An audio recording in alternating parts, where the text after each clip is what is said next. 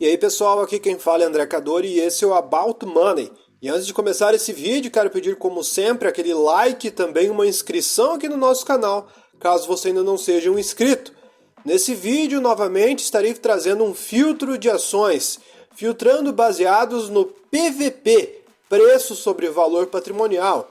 Com o passar do tempo, a cada semana, cada 2 semanas, um mês, as posições alteram, então as empresas que estavam na mesma lista acabam sendo alteradas. Umas porque subiram muito, outras porque caíram muito, então a lista acaba mudando bastante. Lembrando que nada nesse vídeo vai ser uma recomendação de compra, manutenção ou venda de ativos. E o PVP é o preço dividido pelo valor patrimonial, ou seja, o quão a ação está barata com relação ao valor de patrimônio. Lembrando que a maioria das ações que chegam a preços de PVP muito baixo, geralmente são empresas em uma situação complicada, que estão à beira, digamos, da falência. Então muito cuidado quando algumas empresas estão com o PVP muito baixo. Analise nome a nome. E a 10ª posição que a gente vai trazer aqui é a Cogna Educação, COGN3. Mesmo a ação subindo quase 200%, há um pouco tempo atrás estava subindo 200%, chegou a 13,15 por ação e hoje já está 2,84 depois de uma queda muito forte no dia de hoje, dia 20 de 5 de 2025. Mas mesmo assim ela acumula uma alta significativa e mesmo assim continua com um P extremamente descontado. Mesmo a ação revertendo prejuízos que duraram mais de 5 anos, o mercado ainda não valorizou significativamente o que ela deveria valorizar, fazendo com que a ação ainda continue com um PVP ridiculamente baixo de 0,43 e um PL de apenas 5,42.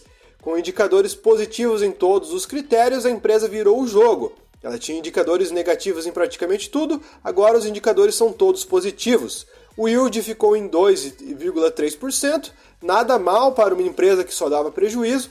Hoje ela tem um caixa de quase 1,5 bilhão e uma dívida bruta de mais de 6 bilhões, sobrando uma dívida líquida positiva de 5,4 bi, que ela tem como objetivo reduzir trimestre a trimestre. Ela está conseguindo aos poucos.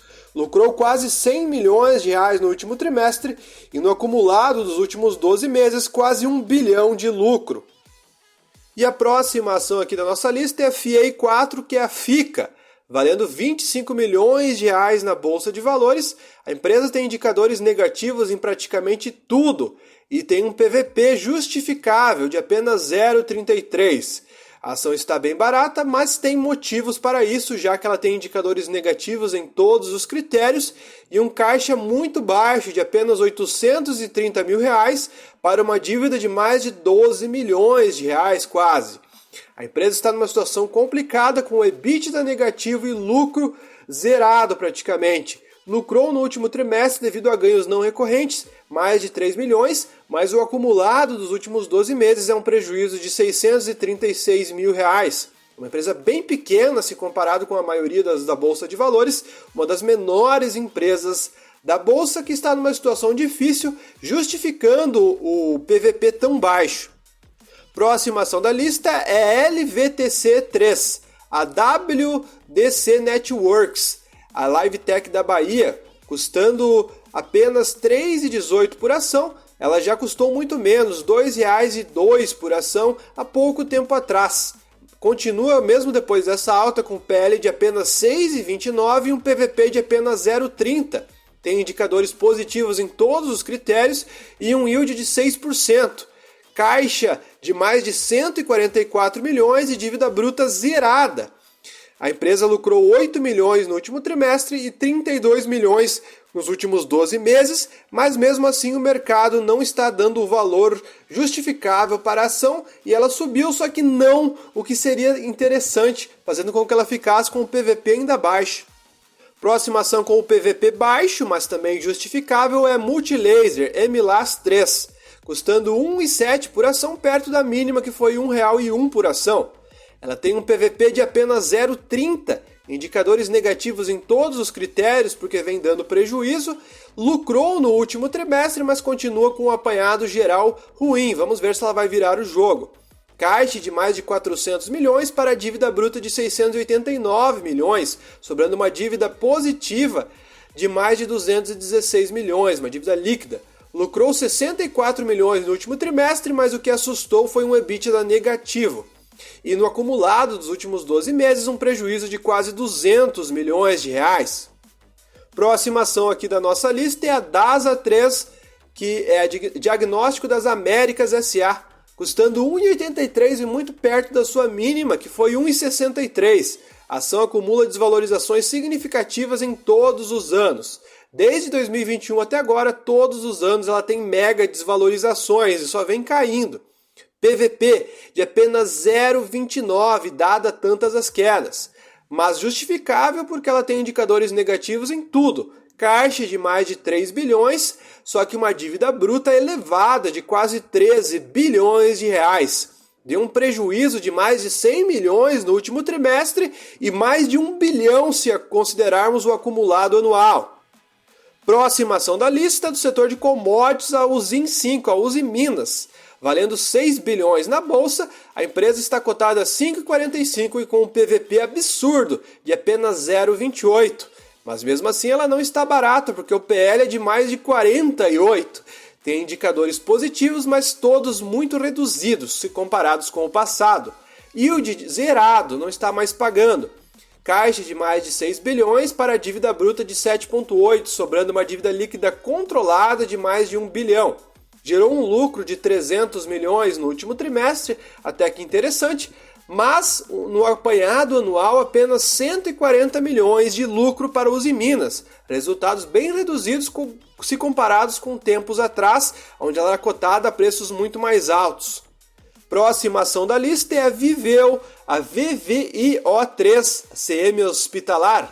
Cotada a 1,42, a empresa até que subiu um pouco, pois a sua mínima foi R$ 1,07 por ação há pouquíssimo tempos atrás.